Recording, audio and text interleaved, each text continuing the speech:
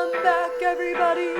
My name is Jamie. I'm Justina. And this is Just So You Know. Just so you know, there is a vegan Michelin-starred French chef that's out there in London making fantastic freaking food. Yes, I have to make it out to London. I've never been there, but every time I see his content, I'm like, holy crap, there's a vegan French chef making content, exposing the responsibilities of what it is to serve people the most essential thing, which is what they put in their bodies. I'm like super fan. I'm super geeked out. And this man, his name is Alexis Gauthier. And excuse my terrible French accent. You don't want me to do a French accent either, trust me. But we are so excited to interview him today because truly, I think part of the pushback that vegans get is that, oh, people are worried that the food's not going to taste good and that, oh, it can be boring and damn, I don't want to just eat a carrot. Right. And this man's really like breaking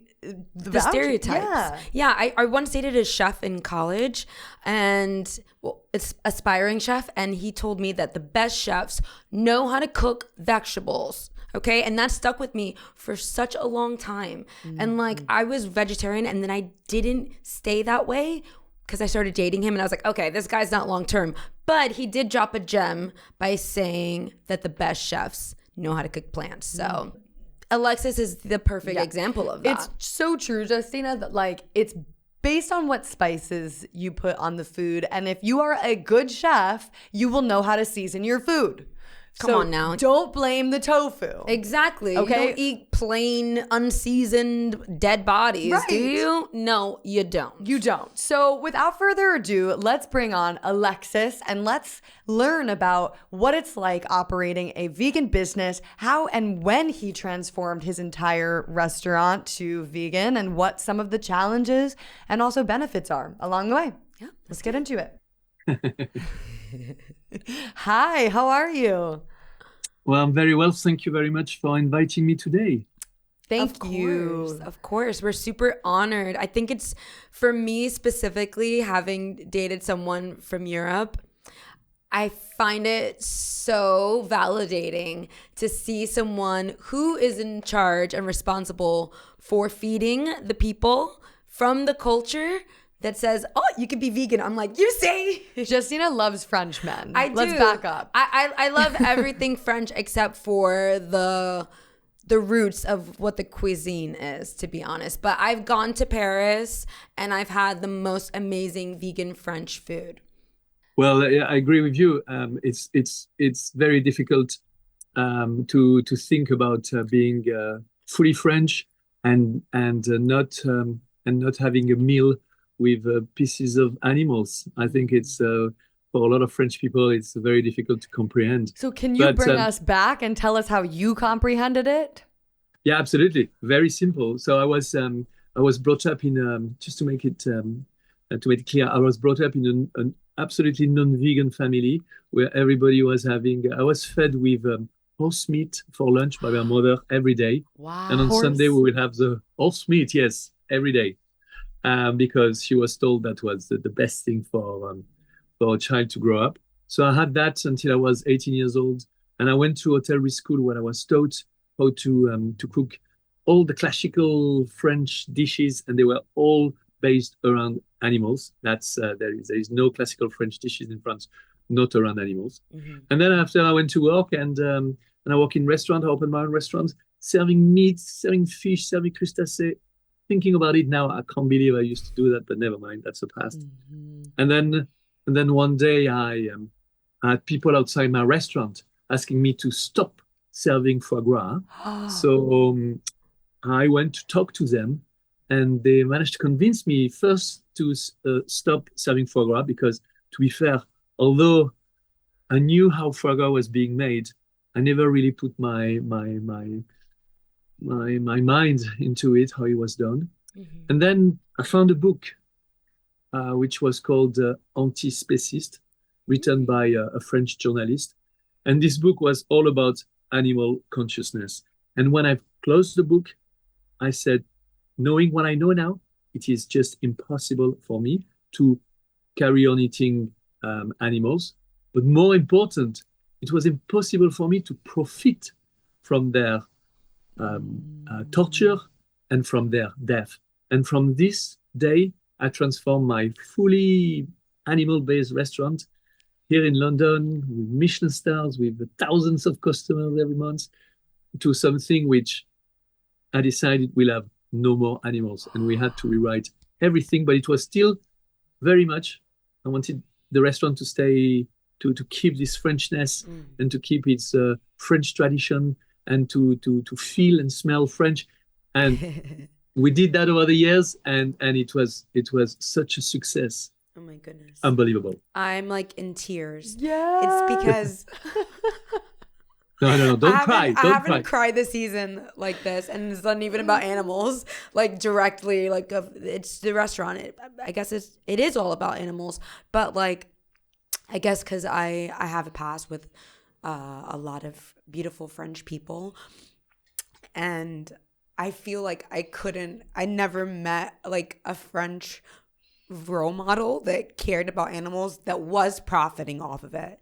It's like completely like the culture is one thing to be attached to, but then like it being your livelihood, and like I've never like talked to another chef who's been vegan that like takes it as like seriously as you, because like not only have you transformed your restaurant and like made it vegan, but you make it your duty to not just like highlight your restaurant and your artistry and culinary arts, but you make it a point to call out yourself and other chefs who have the responsibility to be transparent and conscious of what they're doing, and you make the content yourself.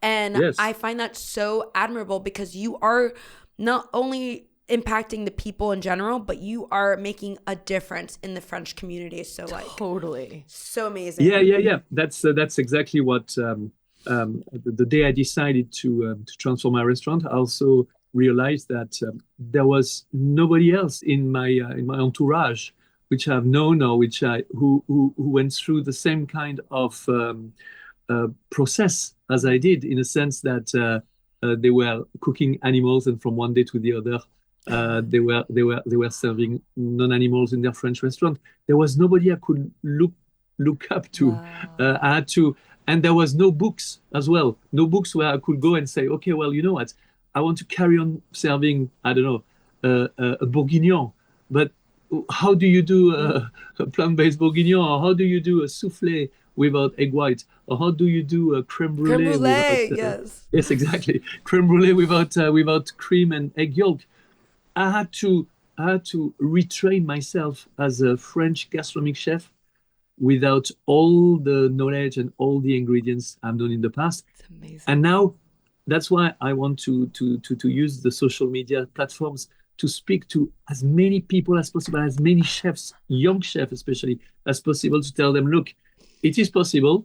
Not only it's possible, but it's delicious, and it's successful, and it's the future. Because we are the last generations of chefs who can still say, we know everything about animal consciousness, but we do not think about it. Because the future will never forgive us for being like that.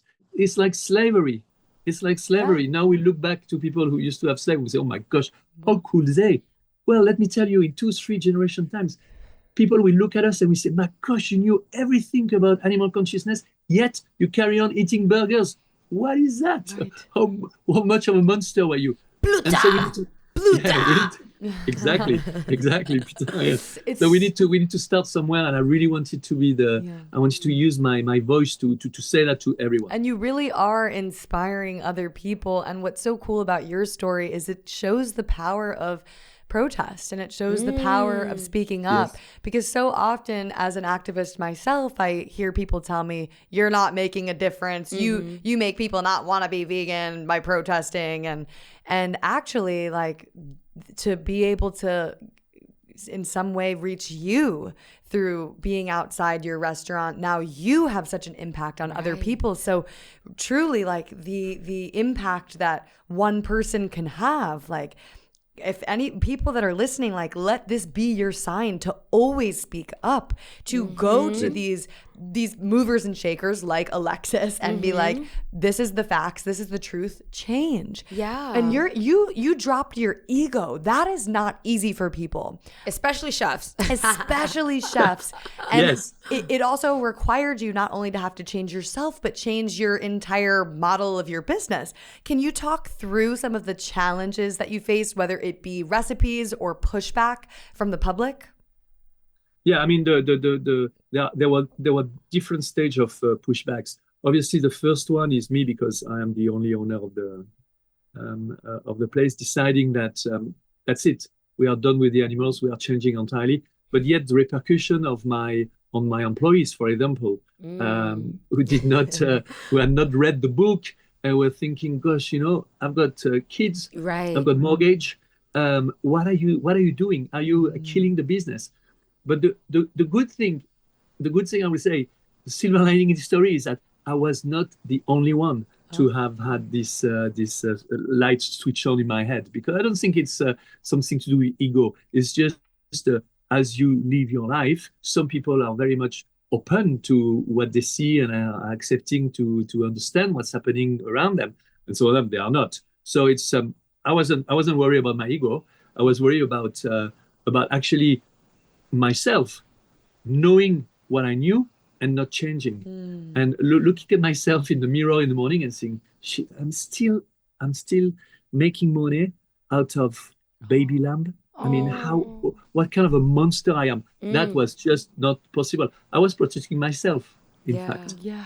So the challenges were there was a lot of financial challenge, in the sense that over the years I had accumulated thousands of regular customers who wanted to come and eat the animals I was cooking. And from one day to the other, I said, no more animals. So they all left. But the good thing is, because of what I did, so many new people, thousands and thousands of people who were like me, decided to come and give it a try, loved it. And then we created a community of so much bigger than the previous one. That really show that when you do something with a purpose, it works. When you do something ethically, it works.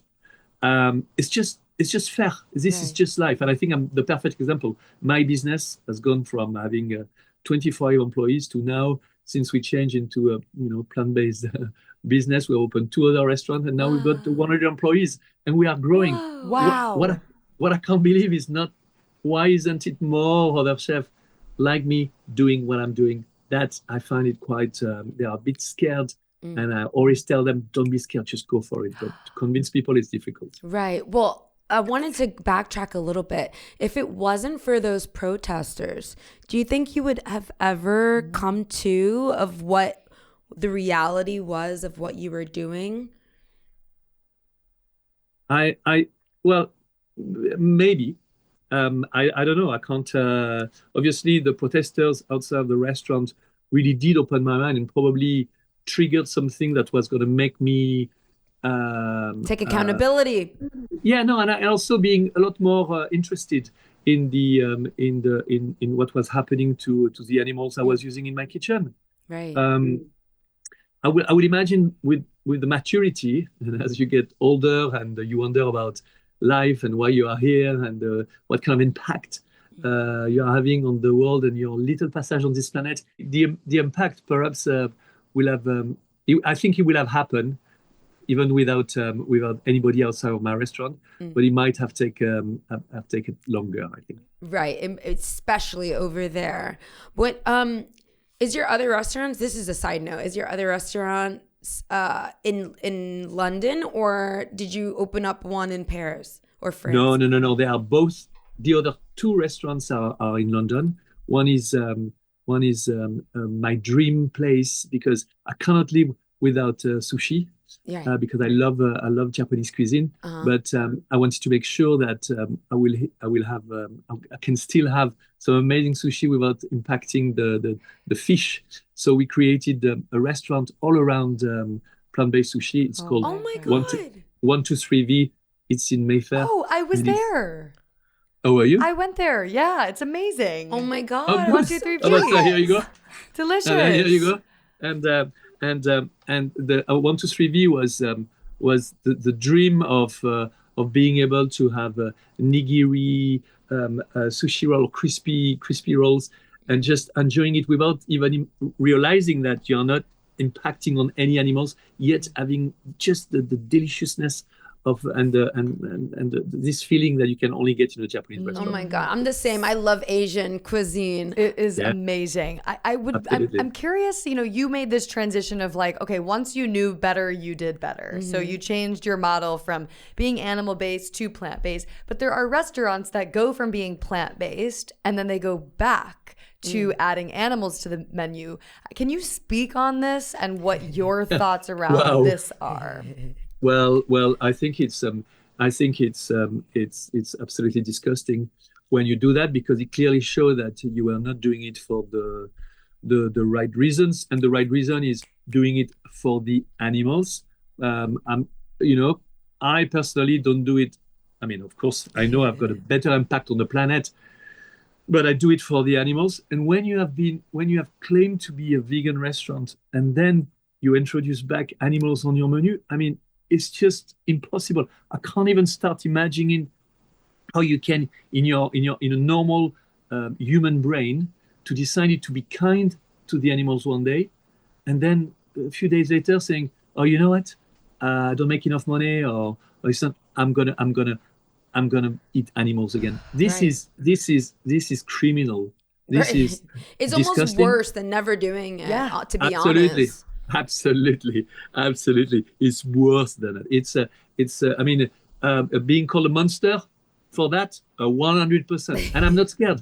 I call people monsters when they do things like that, because it's they'll never be forgiven. Yeah. I mean, karma will look after them. I am certain of that. But this is disgusting. It's a disgusting practice. I agree.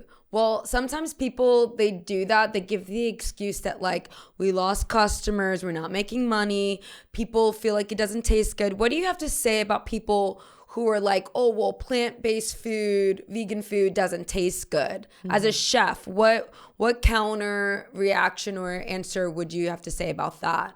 Well, I think I'm the perfect example, because as a French chef, running a classical French restaurant, and not having any animals on any of my recipe, that should be the perfect example that that it can actually work if you put your creative skills into it. And if you are a good chef, what are you? You are a creative machine.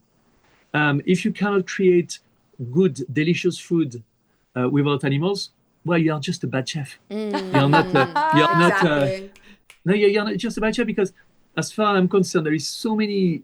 I mean, if anything, when people ask me, how is it creating without animals? I said, you know what? This is like discovering a new planet. Aww. Because there is nothing that comes in between me and the freedom of my creativity. I can do anything I want. If I want to use aubergine in a pudding, I do. If I want to use strawberry as a starter, I do. There is nothing, as long as it's good. And if anything, and this is what I tell my other chefs, is that now people pay for creativity a lot more than before, because now they come and they say, tell me what is so special about you. Well, let me tell you what is so special about us.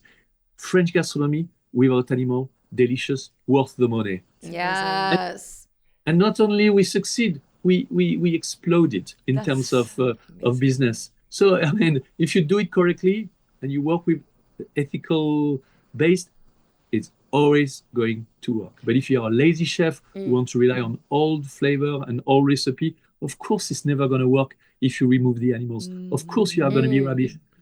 Use your creativity, be your own self without the help of the animals, and you're going to succeed. I think it's this change in viewpoint of you no longer see animals as ingredients. Yeah. It's like you see the body parts and you see the suffering. And so with you as a chef, you're like, these are not even ingredients that I'm going to even look at. Like, it's disgusting. Yeah.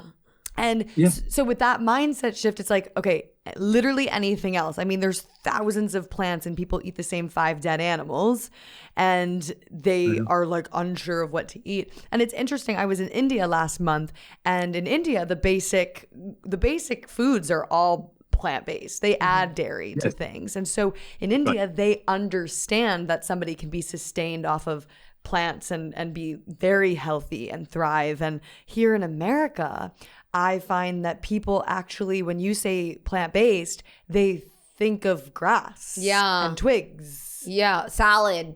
That's it. I'm like, they're like, what's vegan? I'm like, you guys, apples are vegan. Don't let the word make you really stupid. Like, come on now. Right. Do you find that when it comes to cost for you as a restaurant owner, do you spend less money now that you're not getting products from animals?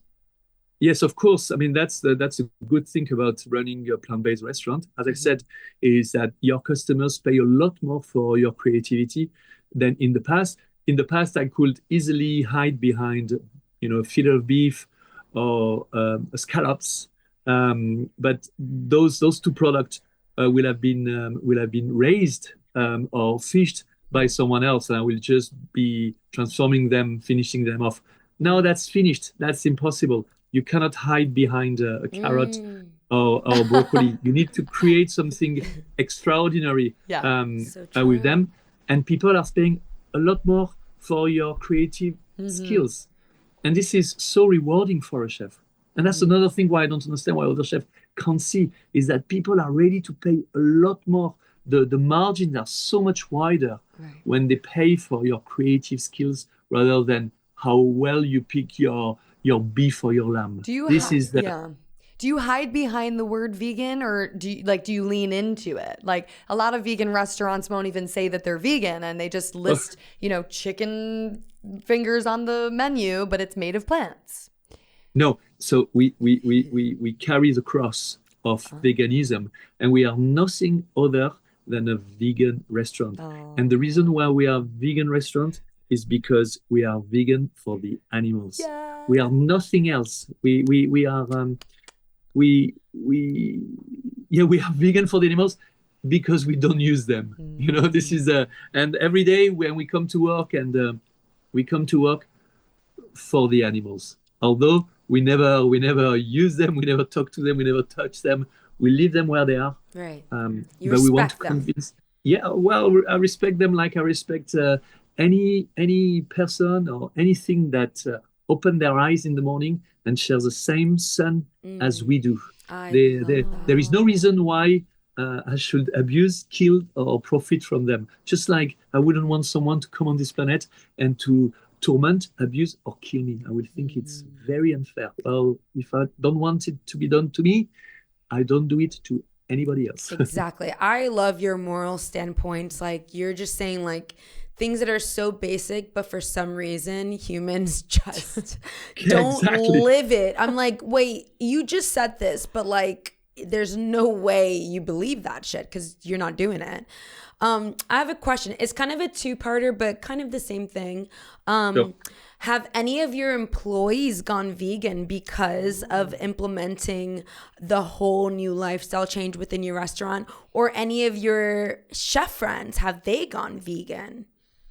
So I was very fortunate to have most of my employees who, after talking to them and telling them what we are going to do, I think I was so good to explain where I was coming from and why I was doing that I don't know whether they felt guilty not to do it, but they most of them became vegan, most of them.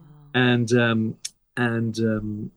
yes, that was one of the most wonderful reward, because I didn't want any of my old employees, just to come to work because I wanted them to share the kind of state of mind we were in at the moment, and they all embraced it, and that was wonderful.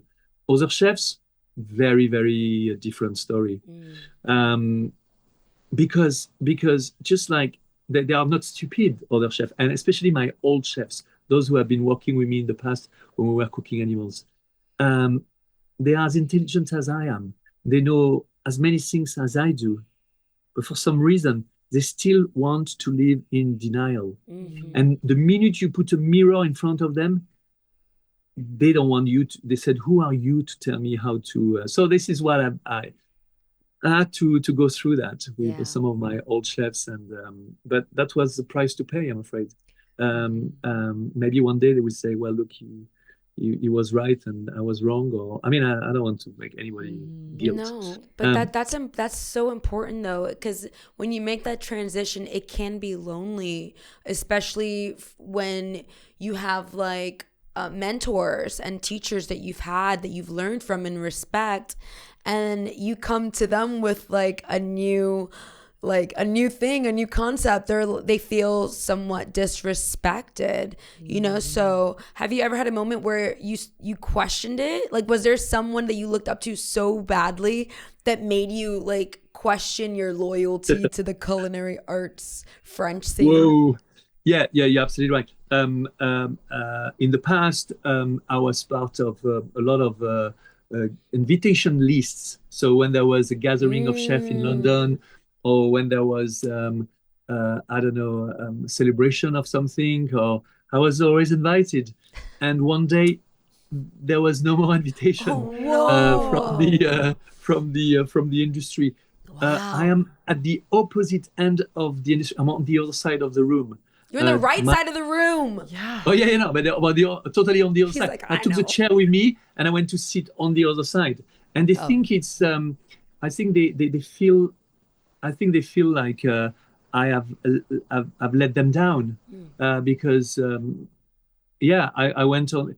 I don't know how is that possible, but I think they do think that I'm against them. Right. I'm against them in the sense that I can't believe they are so stupid and so stubborn, so horrible. No, horrible. Where is their heart? He's like, no, because, worse. And they have heard my story. They have heard me talking to them. They know where I come from. They know I do it for the animals, and they just detest it because every time I say do it for the animals, it's like if I was telling them, you know you don't do anything, you are bastards. And they can hear it very well. Wow. And they hate it, but I don't care. To be fair, I don't care. I don't care. Right, you don't waste your time on that. I mean, no, look, I don't waste my time. Money talks, and it's sad to see how people place profit above their ethics time and time again. But you know, you really are leading the way, and you talked in the beginning of this episode about you had to look in the mirror and face yourself, and you really had to ask, you know, what kind of person do I want to be? What do I want to stand for? Like, am I really okay killing all these animals every day? I'm curious, what do you think when you look in the mirror now?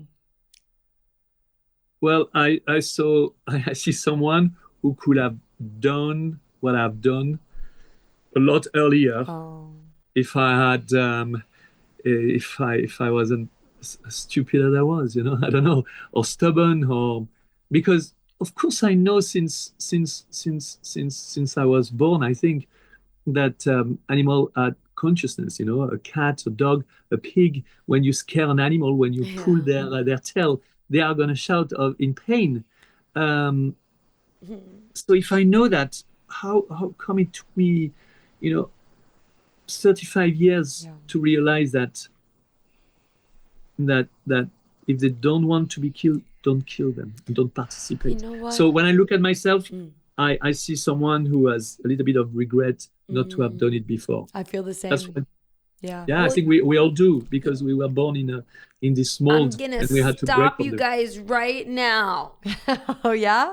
Because when I look at myself in the mirror, even though that of course comes to my mind, I am so proud that I'm living my truth now. And so I'm gonna say to both of you, when I look at you, even if I looked at you in the past, I'm so proud of where you are right now, because you could also be like the other people in your life that you know and still refuse to change, but you guys are making a difference and you're not stopping. Like the two of you are constantly posting the message, taking accountability. And Alexis, I am obsessed with your energy. Like, you are shameless, you are proud, you're like, you are so like tapped into who you are, you know the truth, and you are so passionate about it that it's unwavering. And I wish more people took the time like you did to look within yourself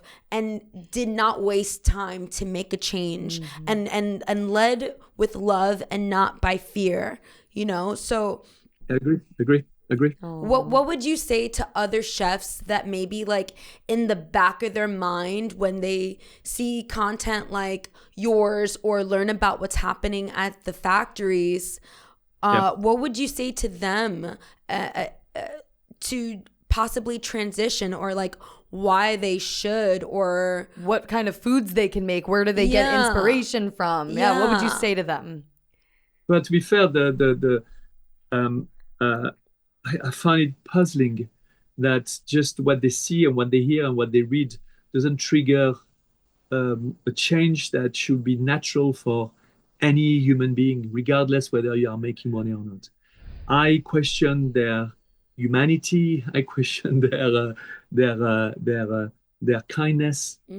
I question their I don't know, their intelligence. And I've passed, I think, the stage where I kind of forgive them for oh well, maybe they've got.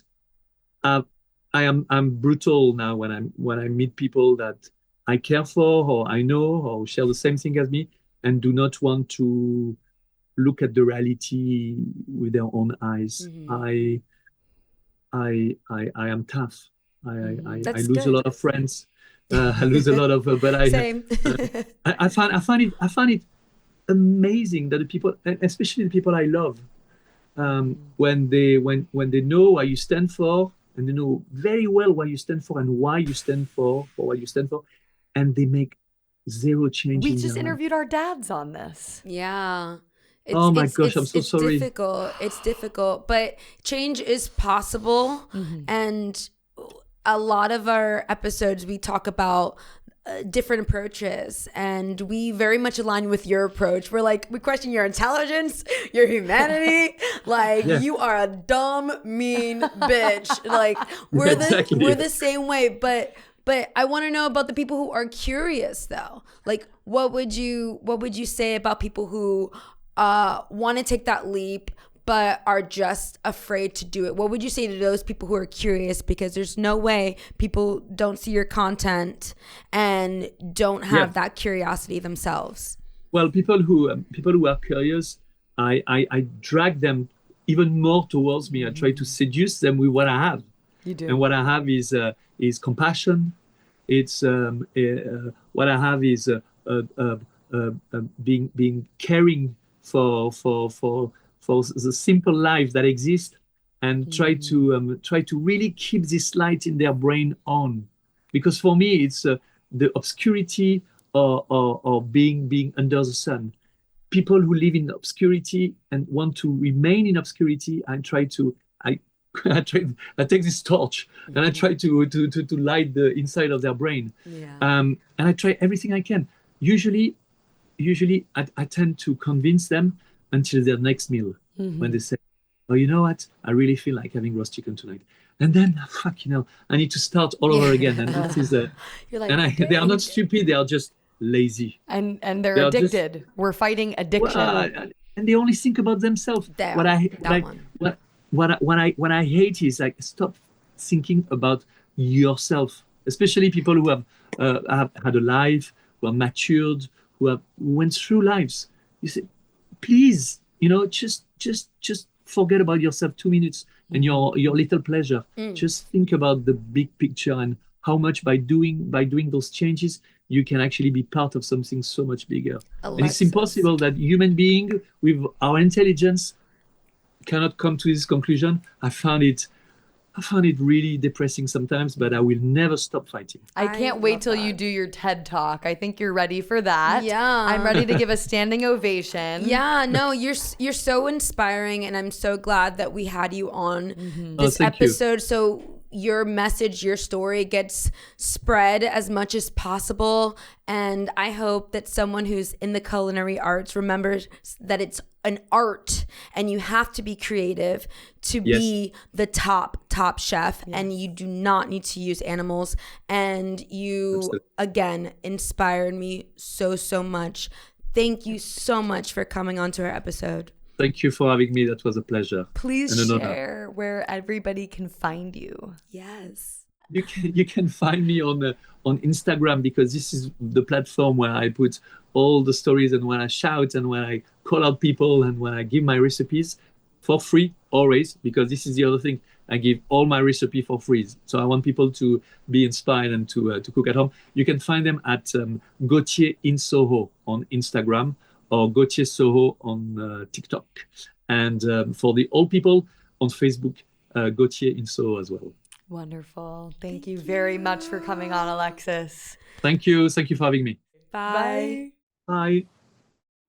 So freaking sweet. Think about it. If he adopted us, we would have good food for breakfast, lunch, and dinner. Yeah, and there's like a lot of theater, a lot of art. I mean, I literally haven't gone to London yet, and I feel like now I have more incentive. You have to. And not only that, but if he were our dad, like we would we would be speaking up for the animals 24/7. The passion this guy has. Yes. I wish everyone had that amount of passion. Especially I don't know why I feel like so touched by chefs' stories. Not a restaurant owner, a chef. Like a French chef. Yeah, it's so tapped into like the delusion, because it is their livelihood directly. They are hands-on, and like I don't know if it's like chefs should go vegan, you know, because they're like directly handling these animals in their meals, and it's like,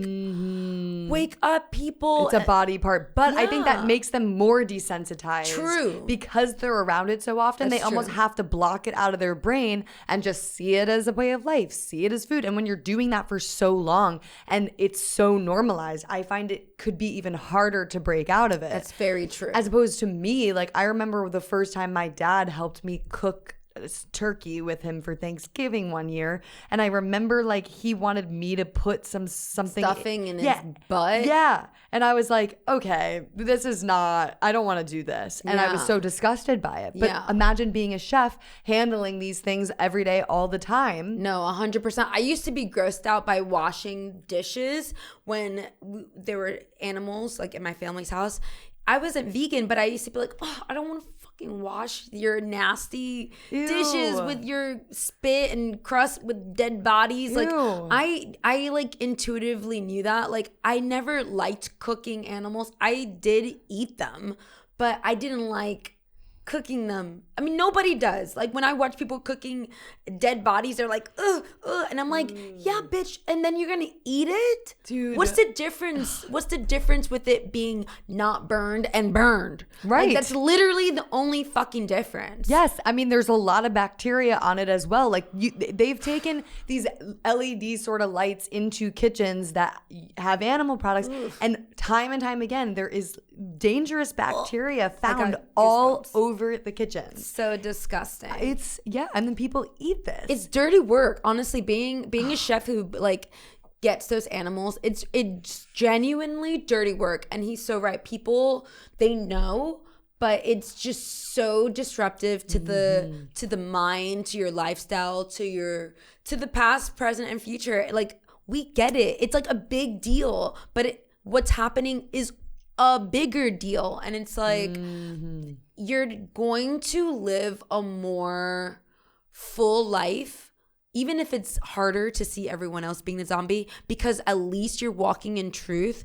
And you, like I said to Alexis, you are on the right side of history. I think it was super, super important to hear him say, I'm doing this for the animals. Yeah, he did not unwaver. He did not waver from that. And that is the key, because when you have chefs that are just doing it for, let's say, environment, let's say health, these are great things to go vegan and plant-based for, but because he's vegan for the animals, no matter if business is slow, no matter if his colleagues are fighting him and he's not being invited to things, he's still going to be plant-based and vegan. So that is key, because there was a big restaurant here in New York, a Michelin-starred restaurant that I even went to and dined at, that went plant-based for environmental reasons. And this guy who owns the restaurant went on podcasts and was, talking about how important it is to be plant-based. And then he goes back on his word and adds animal products to the menu. So PETA had me deliver an uncongratulations cake for killing animals again. And it was like a cake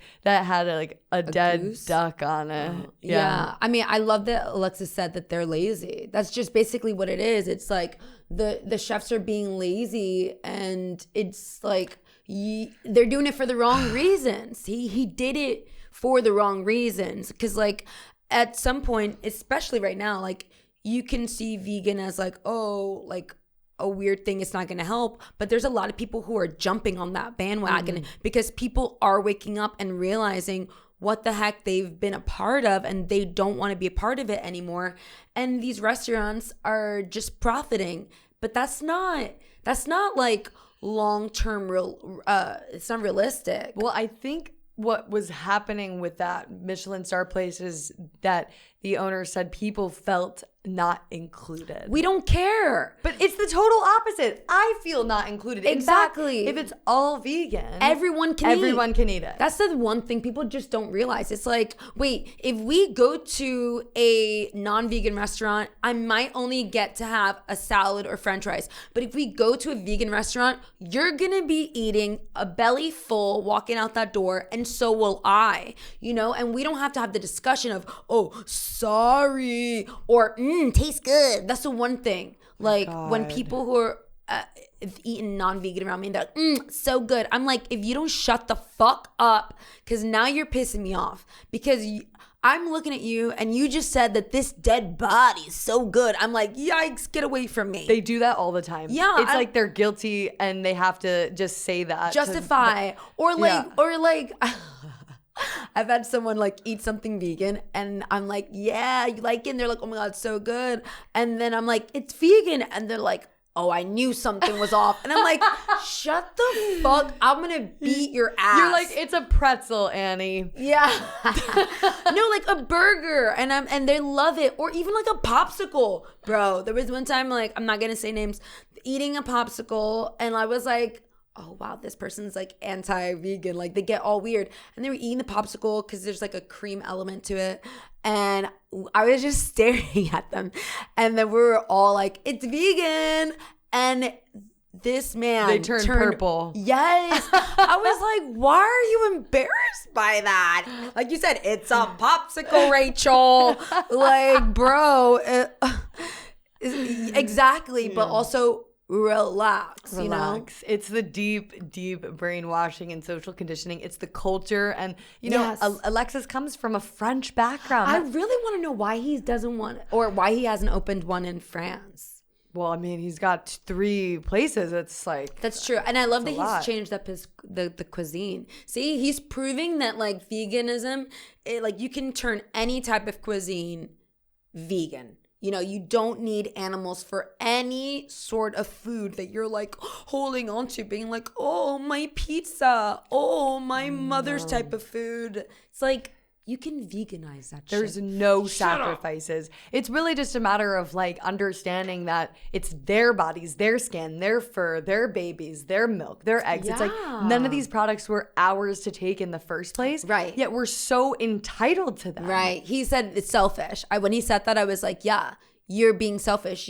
A part of the vegan journey, you have to take accountability of how selfish you're acting and sounding. And it's just like, it's okay. Like, we all can be selfish. Mm-hmm. It's what you do about it. And like, every time he kept saying like, how could I profit off of these baby lambs? I was like, that's exactly the type of wording and truth and like reflection that needs to happen in order for your brain to connect to your heart. Because like, people's hearts can get activated, but they haven't connected the heart to the brain. Mm-hmm. You know what I mean? Really, one of the most inspiring parts of that episode was, at least for me, hearing about the protesting. Oh my God. Because I've been outside of restaurants protesting foie gras, and there have been times where the chefs and managers come out and they call the police and they're super angry. Yeah. And there's also been times where there have been productive conversations. And this not only got him to stop selling foie gras, but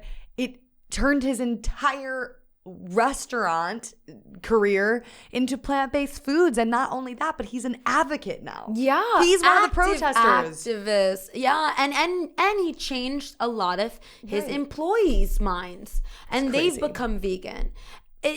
His story is so inspiring. I knew he was going to be a little gem. I got so emotional. It was your idea. I'm proud of you, you French man. I'm proud of you. I felt so close to him. I'm not French, but I feel like I've been like in the French world for the past 5 years, and it has been changing. Like in France, like I see vegan pork, vegan beef, vegan chicken, you know, like it's even like vegan Japanese food. Like it's just like so inspiring. I love it. Totally. And I've had a vegan creme brulee and it was the best. Like I had 3 that night and I had to go to the bathroom and to just be like unzip my pants. Oh, okay. No, I didn't do anything bad. But I was just like, holy shit.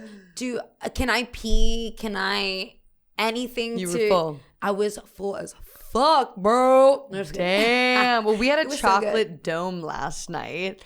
That was hazelnut so good. chocolate dome on 37th Street beyond Sushi in New York. So Amazing. delicious. So I figured we would just do a little quiz at the end of this episode today. My question for you, just so you know, is, all right, a truth about the food industry people avoid thinking about. About the restaurant industry? Sure, yeah, since we talked about that today. That people don't think about? I mean, as simple as it may sound, people just don't think about that they're eating dead bodies. Mm-hmm. I mean, as soon as I say that, they like freak the fuck out. I'm like, yeah, this is all about dead bodies.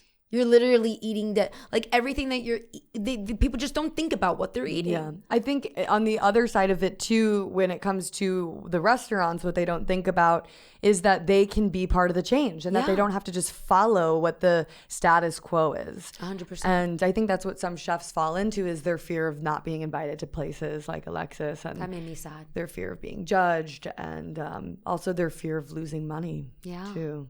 So yeah, that's one. Okay. Ooh, okay. Would you rather change what people eat or how people think? How people think. Totally. Because how they think will change how they eat and how they dress and what they put on their face. I think it's a trickle effect. I think I want to change how people think, period, not just with veganism in general. But obviously veganism goes into that. What about you? I think I would say the exact same thing. Right. Does desensitization to violence start with food? No, I don't think so.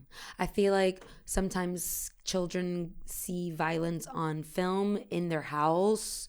I think it's more disguised on their plate, which is why they don't probably make that connection because they don't see the violence. Mm-hmm. They may see violence in other ways so that they're like, this is not violent.